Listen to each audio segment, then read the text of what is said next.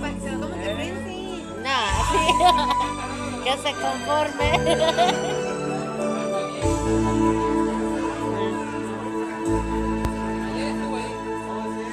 Si te pudiera mentir, sería todo va mal, todo muy bien, pero no es así. Esta casa es todo un pensamiento que me habla de ti, y en tu voz como en el mismo viento que hoy viene hacia mí. Cada vez me duele perder un minuto más,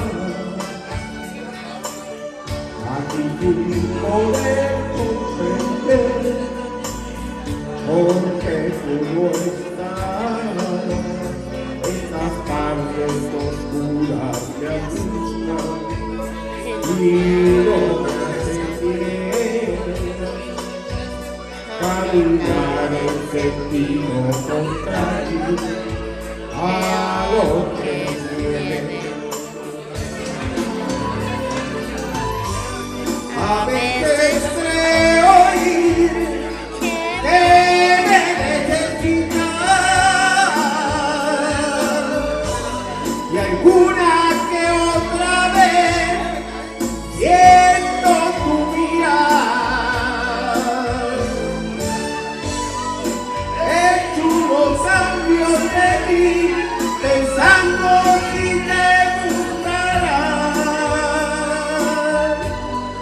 que es imposible dejarte de amar. No existe fórmula para olvidarte. Eres mi música y